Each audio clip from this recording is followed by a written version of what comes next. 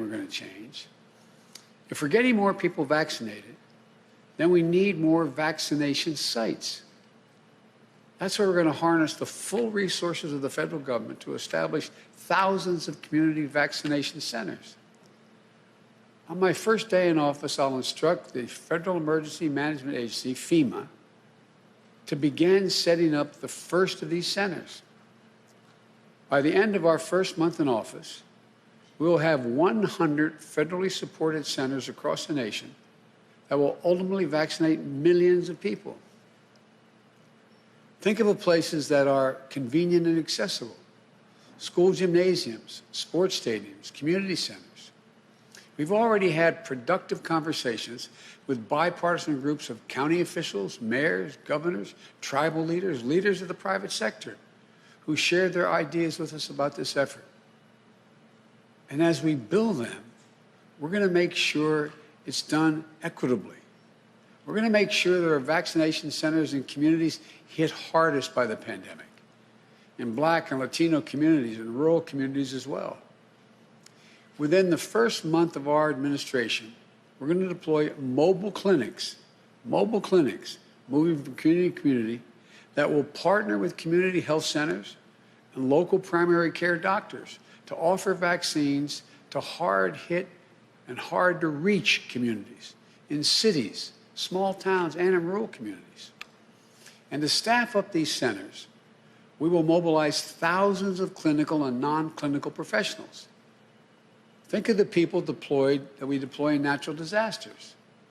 Experts from the Federal Emergency Management Agency, from FEMA, and the Center of Disease Control, our Public Health Service Commission Corps, our military medical personnel, our first responders. Additionally, we're going to expand the pool of medical professionals, including retired healthcare workers, who can administer the vaccine and to ensure we have enough vaccinators to meet the nation's needs as we ramp this up. The third change we're going to make is we're going to fully activate the pharmacies across the country to get the vaccination into more arms as quickly as possible. Millions of Americans now turn to their local pharmacies every day for their medicines, flu shots, and much more. We're going to immediately start new major effort, working directly with both independent and chain pharmacies to get Americans vaccinated. This program will expand beyond access in neighborhoods across the country, so that you can make an appointment and get your shot, conveniently show up at a particular time, and get it done quickly. The fourth thing we're going to do is we're going to use the full strength of the federal government to ramp up supply of the vaccines. As I said before, we'll use the Defense Production Act to work with private industry to accelerate the making of materials needed to supply and administer the vaccine, from the tubes and syringes to protective equipment.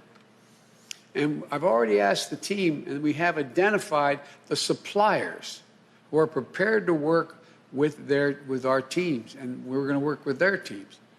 Not someday we're going to go do this. When I say we're going to invoke the Defense Production Act, I said, go out, even though we don't have the authority now, go out and identify those companies that are prepared and will be able to do what we're going to ask. As we made clear earlier this month, the Trump administration's policy of holding back close to half the supply of the vaccines available did not make sense. Our administration will release the vast majority of the vaccines when they're available, so more people can get vaccinated quickly while still retaining a small reserve for any unseen shortage or delays. We will always be honest and transparent about where we stand, both the good news as well as the bad. We're going to make sure state and local officials know how much supply they'll be getting and when they can expect to get it so they can plan. Right now, we're hearing that they can't plan because they don't know how much supply of vaccines they can expect at what time frame. That stops when we're in office. We're also promised to provide regular updates to you, the American people, on our progress and our goals. We will be, I promise you, transparent about the decisions we are making and why we're making the decisions. You're entitled to know. Our administration will lead with science and scientists, with the Center for Disease Control, the National Institute of Health, that will be free and totally free from political influence. A Surgeon General who's independent and speaks directly to the American people. The FDA, whose decisions are based on science and science alone, speaking directly to you. Look, while millions of Americans have already gotten the vaccine and millions more are already to get it, we also know we need to address vaccine hesitancy and build trust in many communities. We know that's the case, for example, in Black, Latino, and Native American communities. People who have not always been treated with dignity and honesty they deserve by the federal government and the scientific community throughout our history. We also see that disinformation campaigns are already underway to further undermine trust in the vaccines. Our administration will launch a massive public education campaign to rebuild that trust. We'll help people understand what science tells us, that the vaccines help reduce the risk of COVID infections and can better safeguard our health and the health of our families and our communities. It's a critical piece to account for a tragic reality of the disproportionate impact this virus has had on Black, Latinos, and Native American people who are being infected about 4 times the rate of white Americans and dying at nearly 3 times the rate of white Americans. This is unacceptable. It's unconscionable. Equity is central to our COVID response. And the Vice President and I commit to making sure communities of color and rural neighborhoods, those living with disabilities and seniors, are not left behind in our vaccination plans. Look, our plan is as clear as it is bold. Get more people vaccinated for free. Create more places for them to get vaccinated. Mobilize more medical teams to get the shots in people's arms. One of our 100-day challenges is to mask up everyone. The day we're inaugurated, I'm going to ask you to mask up for the next 100 days. This is not a political issue. And I will issue an executive order to require masks where I have the authority to do that. For federal workers, and federal property, on interstate travel, like trains and planes. We'll also be working with mayors and governors in red states and blue states and ask them to require masking up in their cities and their states. Look, I hope we now know this is not a political issue. This is about saving lives. I know it's become a partisan issue, but what a stupid, stupid thing for it to happen. This is a patriotic act. We're asking you. We're in a war with this virus. And experts saying have shown that wearing a mask from now until April will save as many as 50,000 lives.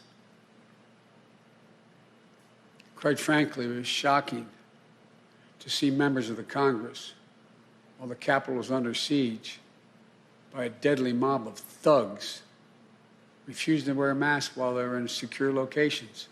I'm so proud of my congresswoman right here in the state of Delaware, Lisa Brunt Rochester, trying to hand out masks while people are lying on the floor, huddled up, and a Republican colleagues refusing to put them on. What the hell's the matter with them? It's time to grow up. Result? At least 4 members of Congress to date, including a cancer survivor, now have COVID-19 who were in those rooms. For God's sake, wear a mask, if not for yourself, for your loved ones, for your country. These are real matters of life and death. We need you to stick with hand washing, social distancing, and avoid indoor gatherings with people outside your own household.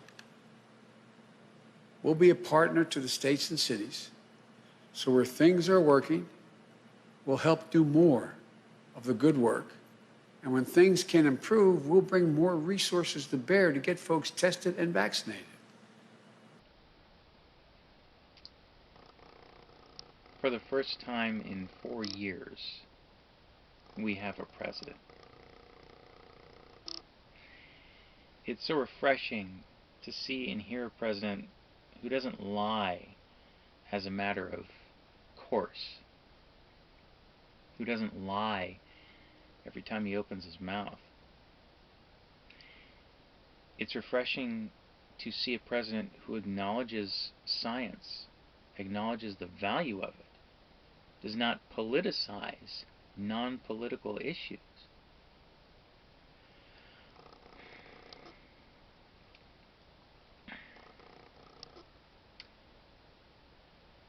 And it's refreshing to see a president who acknowledges not only reality, but acknowledges the struggles of non-white peoples, disabled peoples, and other generally marginalized communities.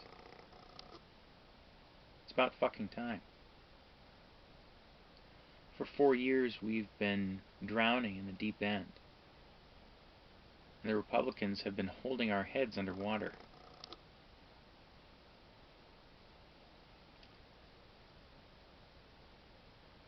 Donald Trump and the Republican Party is the reason that Joe Biden got elected. Not because of Biden himself,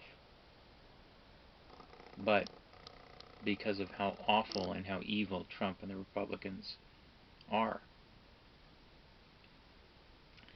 That's why Georgia turned blue. That's why we won back the Senate. It's also refreshing to have a president who utilizes, or at the very least plans to utilize, all of the power available to him to solve this crisis. Trump was always more interested in the press he got and less interested in helping the American people. Donald Trump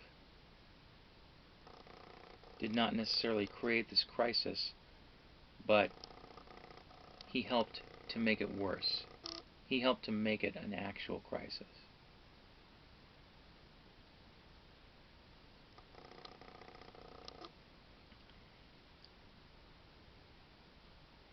The government's role is to protect and aid its citizens, not to ignore their suffering and their dying, but to actually help us when we need it.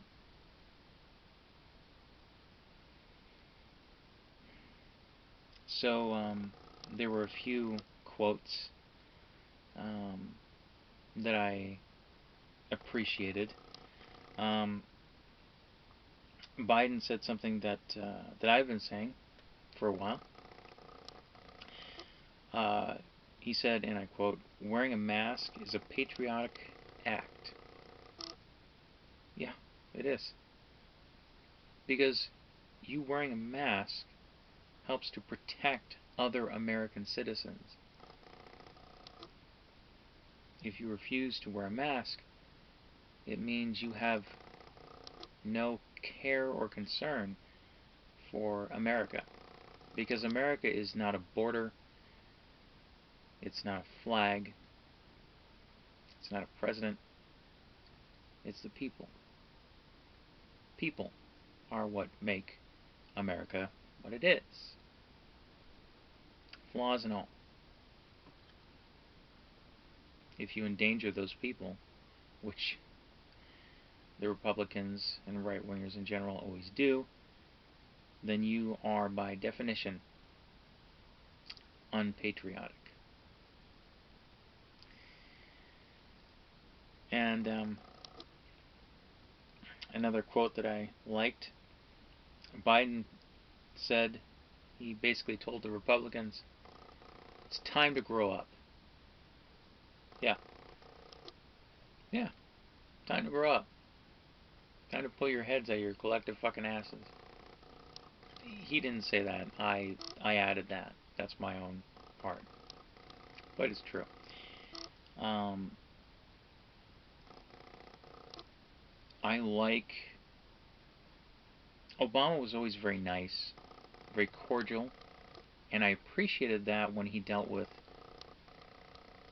friends and allies and with the public. But he was also cordial when he dealt with the Republicans, which is a problem because they were always stabbing him, trying to kill him, trying to destroy him. Biden, it seems, has no problem saying, you assholes need to grow the fuck up. He has no problem saying, what the hell were they thinking? He has no problem criticizing the Republicans specifically and calling them out for getting 4 members of Congress infected with the coronavirus because the Republicans, in their arrogance and in their hatred of America, refused to wear masks when they were grouped together while their unpatriotic supporters were trying to murder the vice president and other members of Congress. Yeah. Real patriots, huh?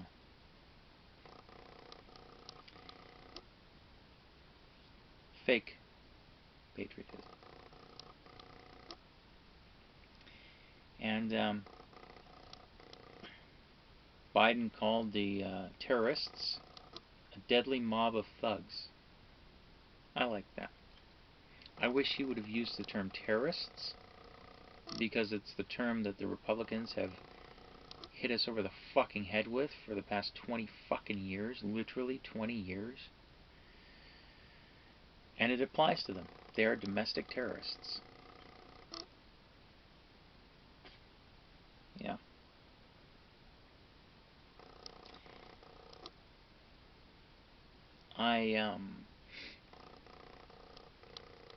I've turned a critical eye to Biden over the past few months. This speech of his has helped to bring me around a little. Perhaps even change my mind to some extent. My philosophy is we must hold our political representatives accountable, regardless of whether they have a D or an R or an I next to their names.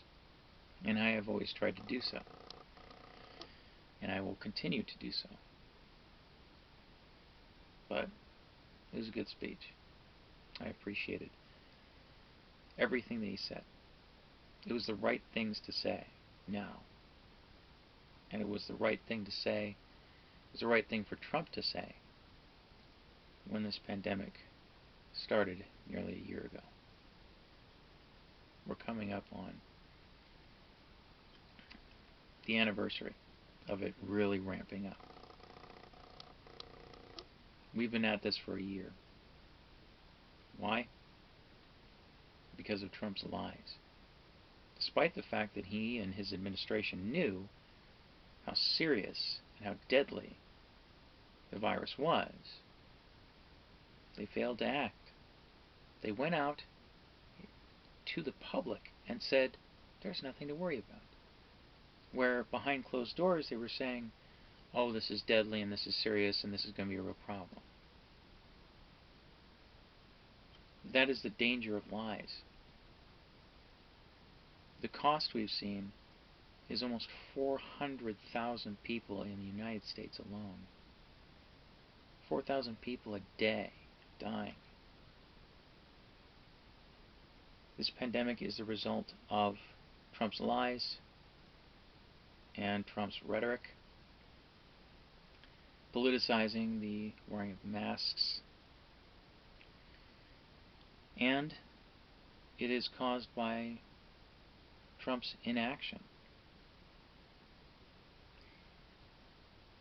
A president is not supposed to politicize public health.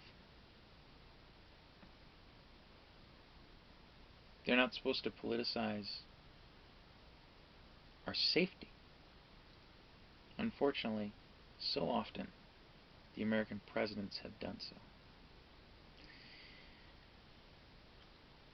I hope that changes with Biden.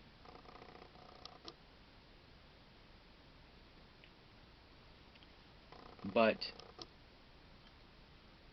his speech instills, I think, a degree of confidence in the viewer that finally, after a year, there's someone on the case.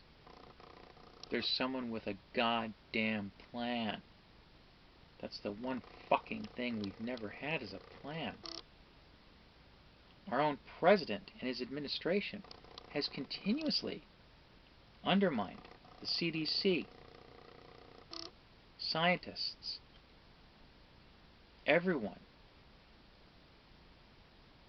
who was trying to get out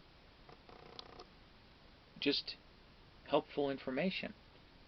And the president would continuously, he would continuously undermine them and lie and spin and require that they kiss his ass.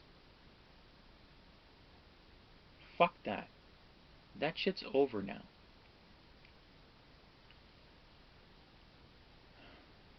I wish us all the best of luck. I hope that you watching this survive. I hope you understand the gravity of the situation and the importance of following CDC guidelines. Washing your hands for 20 seconds. I don't like doing it either, but it helps. You're literally washing the virus off of your hands. That's why you have to do it for so long. Social distancing. And yes, wearing a fucking mask. I don't fucking like wearing them. One, I don't get to show off my beautiful face. And two, I don't get to show off my lipstick. And three, they fog up my fucking glasses. I am tired of walking around with fogged up fucking glasses. So please, assholes, for the sake of us all, to end this sooner, so that you don't have to bitch about how wearing a mask takes away your freedom, even though it fucking doesn't, dumbass. If you don't wear a mask, you just continue to propel the cycle endlessly. Just wear a fucking mask, so this can end sooner, and then you don't have to wear a fucking mask anymore, dumbass. You keep violating all the rules, you keep infecting more people, the longer it takes to solve the situation, the longer this is going to go on. Be patriotic. Be a patriot. Wear a fucking mask. Anyway, thanks for watching, and see you later.